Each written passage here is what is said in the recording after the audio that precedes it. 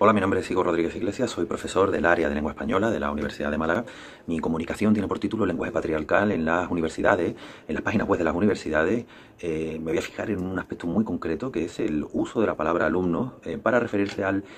la totalidad del alumnado. Esto lo identificamos como un micromachismo.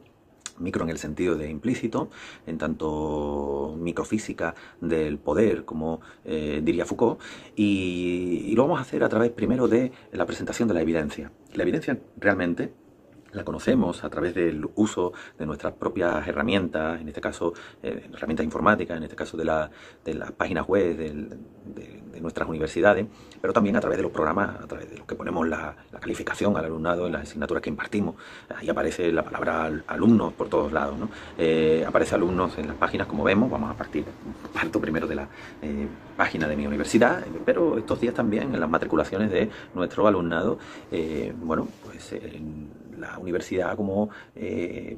otras universidades, no solamente la mía, en realidad casi todas, están soportando institucionalmente este micromachismo, cuando bien pudieran usar otro tipo de palabras, ¿no? Como hace esta universidad que estoy presentando aquí, ¿no? Con la palabra estudiantes, ¿no? Vamos a problematizar esta cuestión del masculino genérico porque se nos presenta, se nos explica una y otra vez que se trata de un masculino genérico y se nos presenta como un concepto lingüístico. Vamos a ver si verdaderamente es un concepto lingüístico o es un concepto que está en otro ámbito y que por tanto lo podemos conectar con el ámbito de las ideologías, no solamente lingüísticas, sino también culturales, sociales, y de una ideología también patriarcal. No solamente atravesaría ahí una ideología patriarcal, atravesaría toda una ideología en tanto representación del mundo. Así que voy a hablar mejor de representación. Representación es una ideología. Cuando estoy hablando de ideología, hablo de ideología en el sentido de la antropología lingüística norteamericana, de la sociolingüística crítica, de Tom Van Dijk, por ejemplo, cuando dice que las ideologías son representaciones sociocognitivas que comparten, que son socialmente compartidas por los grupos y que conducen sus prácticas sociales. En ese sentido está usando la palabra ideología. Pero vamos a hablar mejor de representaciones. Generan representaciones, así que a ver si va a estar dentro de este ámbito. Vamos a verlo. Vamos a ver si verdaderamente es algo que está formalizado lingüísticamente, porque si no está formalizado lingüísticamente el masculino genérico, sino que está normalizado, y bien pudiera estar normalizada otra cuestión, vamos entonces a estar atendiendo no a un concepto lingüístico, sino a un concepto cultural, ¿no? Que se hace pasar por lingüístico, y este es el problema. Para ello vamos a usar la lingüística, y en concreto la lingüística estructuralista, porque muchas de las explicaciones que se dan en ese sentido son explicaciones estructuralistas. Así que por mucho que nuestro trabajo esté en el ámbito de la sociolingüística crítica, el mío en concreto, y que otros trabajos en líneas similares estén en el ámbito de la antropología lingüística o en otras ciencias sociales, yo creo que es importante contestar a conceptos estructuralistas también con sus conceptos estructuralistas, porque muchas veces se hace pasar por ciencia aquello que solamente es una explicación ideológica, es solamente una explicación acientífica que se oculta como acientífica, se hace pasar por científica y se acusa de falta de ciencia y de falta también de conocimiento a quien está planteando otras cuestiones. Esto es una práctica muy habitual al interior de la ciencia. Pues vamos a ver en esta comunicación con la ciencia en la mano, a ver qué es lo que sucede. La ciencia lingüística, en este caso, la ciencia lingüística estructuralista, como digo. Bueno, vamos a partir del signo lingüístico y vamos a ver cómo el signo lingüístico, pero vamos a partir del signo lingüístico de Klaus Heger, desarrollando planteamientos de su profesor Kurt Waldinger en el nacimiento de la semántica estructural, superando el signo lingüístico que se presenta y que se enseña muchas veces, creo, de manera, no creo que se enseñe, sino que se enseña, y ahora el creo es retórico casi, de manera irresponsable, otros planteamientos, porque no se presenta como algo historiográfico de la ciencia lingüística, se presenta como un hecho consustancial a las lenguas. El signo lingüístico de Oden y Richard, o el signo lingüístico de Saussure, bueno, son signos lingüísticos en realidad de tradición escolástica y también de tradición estoica, de tradición aristotélica, con base también platónica, que aquí no tenemos tiempo de desarrollar. Pero bueno, ya Coserio nos había avanzado una historia, y otros lingüistas nos han avanzado, nos han enseñado, y ahí remitimos y allí se puede leer. Bueno, el caso es que la sofisticación del signo lingüístico la encontramos en la diferenciación del significado del concepto. De tal modo que, por eso decía que es un poco irresponsable enseñar el signo lingüístico tricotómico de la concepción triangular del signo lingüístico de Orden y Richard, cuando nos están diciendo que el significado es la representación mental. Bueno, ese realmente sería el concepto, y el significado sí sería el valor o el conjunto de valores. El valor, vamos a decir el valor porque tendríamos que después hablar de otro concepto, no aquí en esta comunicación, porque no es la intención, pero el valor semántico formalizado interlingüísticamente en oposición a otros valores semánticos interlingüísticamente, de tal modo que el plural se opone a lo que no es plural, porque pudiera ser singular en esa lengua, pero también pudiera ser lo que esa lengua haya formalizado, dual, trial, etc. Claro, está formalizado interlingüísticamente en esta lengua en concreto, en la que hablamos que sea, como ya sabemos, plural o singular. Pero vamos a ver que estas clases, que ciertamente son cerradas, pero no pueden ser planteadas como un hecho, como unas clases concretas, sino hay que verlas dentro, en el ámbito de lo abstracto, de tal modo que aquello que nos está siendo planteado como un significado instrumental de género, se va a oponer a otros significados instrumentales de género que están en ausencia en ese momento de la oposición, pero que bien pudieran ser otros. Basta con que se formalicen. Pero la cuestión no es esa, ¿no? La cuestión no es lo que está en ausencia, la cuestión es lo que está subyaciendo a lo presente de la comunicación interaccional. Y en este sentido estoy pensando que si el significado, es parte de la explicación, si el significado designa potencialmente, estamos usando también terminología de Coserio en este sentido, la diferenciación que él hace de la designación real, de la designación potencial, para intentar entender lo que es sistemático, lo que pertenece al sistema de la lengua, y lo que pertenece al ámbito de la comunicación. Pero lo que pertenece al ámbito de la comunicación de manera interaccional, en la actualización en virtud de la función representativa o referencial, o en terminología de Karl Buller, aquel miembro de la primera escuela de Praga, que actualiza el hablante en su interacción comunicativa con otra hablante, otros hablantes, y que John Lyon llamaba referencia, o Stuart Mill había nombrado como denotación, que no tiene nada que ver con significado, sino que estaba dentro de ese ámbito. Bueno, pues a nosotros nos interesa entender aquello que es constante en la comunicación no interaccional, qué es lo comunicativo frente a lo que es sistemático, abstracto, estático, que es constante, por tanto, en el sistema de la lengua. El sistema de la lengua,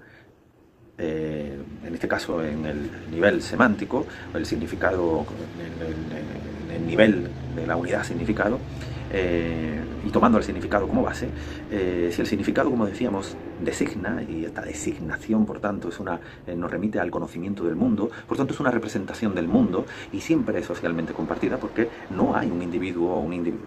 solo o sola hablando en el ámbito comunicativo. Siempre el individuo está en sociedad, de tal modo que vamos a verlo en concreto cuando tomamos el planteamiento de la palabra árbol, que no es un ser humano, y esto lo digo porque muchas veces se nos compara objetos o seres de la naturaleza con lo que sucede en las personas, que es el interés que tenemos aquí, lo que le pasa, las opresiones que pasan a las personas, en este caso con la lengua. Vamos a ver cómo efectivamente hay una sustancia que es la materialidad fónica, o materialidad grafemática también, si se escribe, a la que subyace un contenido que está formalizado interlingüísticamente en significado, y que, bueno, pues nos remite a un significado categorial, sustantivo, un significado instrumental de género, un significado instrumental de número, nos remite a un significado también estructural, en virtud de la correlación de los ejes paradigmáticos y sintagmáticos, y un significado óntico. Si el significado designa,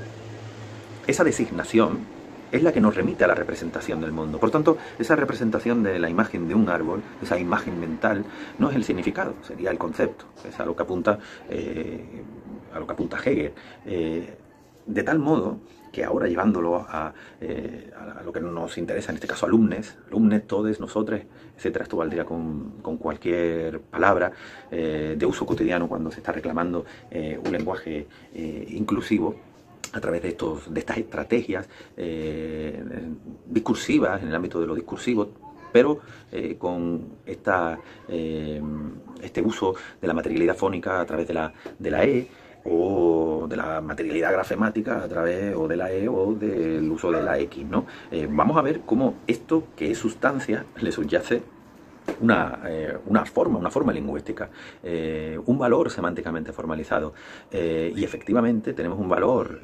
instrumental de género que se opone a otros valores instrumentales de género. Pero lo importante de esto no es lo que sucede al interior de la lengua, porque sucede algo, es decir, alguien está hablando y dice todes nosotres,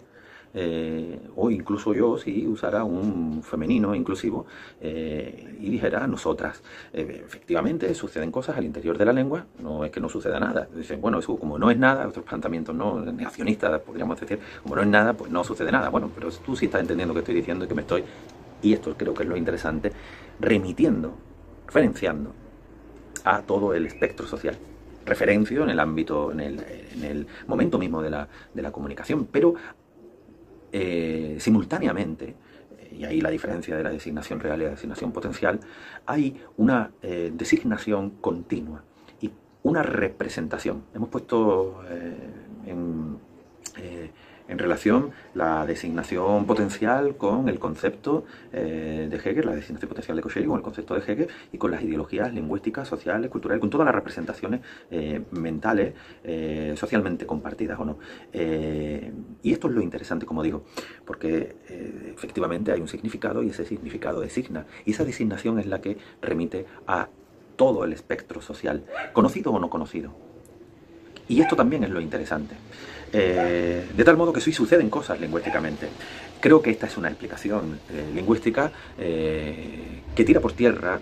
que contraviene, por decirlo de un modo no tan coloquial, que contraviene, que contradice, que se opone frontalmente a esas otras explicaciones que hacen pasar planteamientos, mecanismos explicativos, científicos, categoriales, que se han dado a lo largo del siglo XX en una ciencia, la lingüística, en el estructuralismo, y que usando esa terminología y esas conceptuaciones que están pensadas en el convencimiento, en el desarrollo de la idea de que la lengua es forma y no sustancia, y hacen a través del uso de estos instrumentos categoriales de la formalización, una defensa de la lengua como si la lengua fuera la sustancia, a través del uso de la O, de la A, etcétera, como si fueran normas a seguir, cuando vemos que de manera no solamente subversiva, sino en atención de la justicia social y de la defensa de la justicia social y la defensa de la igualdad, pues se usan otros mecanismos. Esto que estamos explicando con la palabra alumnes, también lo podríamos explicar con la palabra alumno, y efectivamente subyace, además de otro significado, el significado instrumental de género masculino. La cuestión es que no es genérico desde el punto de vista lingüístico, es genérico desde el punto de vista designativo, y se hace pasar como lingüístico este hecho genérico, que es el que estamos criticando. Es genérico porque lo hemos normalizado y por tanto es una cuestión de carácter sociológico y cultural, pero no es una cuestión lingüística, porque bien pudiéramos haber normalizado, bien pudiéramos haber interiorizado en nuestras prácticas, normalizado prácticas discursivas en las que en lugar de usar palabras en masculino, pudiéramos usar palabras en masculino que designativamente nos remitan a la totalidad del espectro social. Lo que se está planteando es que Lo mismo que se puede hacer una cosa que otra, también se puede generar a través del mecanismo lingüístico legítimo que tiene la lengua, que es no solamente la creación de palabras, sino la creación de otros recursos, esa intervención sobre la lengua, que normalmente se da, porque no es verdad que la lengua hay que dejarla, que la dejan fluir ahí tal cual, y que no se puede tocar porque es un pecado. Simplemente se pone el grito en el cielo cuando se denuncian opresiones, y ahí es donde se ve las reacciones, que opresiones son las más fuertes, porque normalmente en cuestiones banales se está actuando sobre la lengua. Por ejemplo, cuando se está corrigiendo constantemente a las personas, sobre todo en su infancia, y se les está diciendo que no se dice yo y tú, sino tú y yo, y no se dice me se cayó y se dice se me cayó, cuando realmente me se cayó y se me cayó no están en una oposición lingüísticamente pertinente. Es decir, ahí lo que hay es una oposición sociológicamente pertinente. Pero basta con que eso lo usara el grupo social que se toma como legítimo en las posicionalidades académicas, que es el llamado de los cultos, para que el me se cayó pues fuera legítimo. Igual sucede con estas cuestiones. A lo que apuntamos es a la denuncia de que ciertas explicaciones que se hacen pasar por científicas, y cuanto más se defienden esas posiciones, más se acusa a otras personas de que no son científicas y que no terminan por enterarse, o que se dedican a manipular o a hablar de cosas que, como si la luna o la Tierra fuera el centro del universo y demás, como la propia Real Academia hemos visto poner un informe. Y bueno, yo espero, dentro de las complejidades que tiene toda esta explicación en tan poco tiempo, haber explicado que serán explicadas, dado el caso de la oportunidad que se me brinde para poder explicarla de manera amplia y abundante en el capítulo del libro que surja de aquí. Muchas gracias por haber atendido a mi explicación, que ha intentado hacer sencillo lo complejo. Gracias.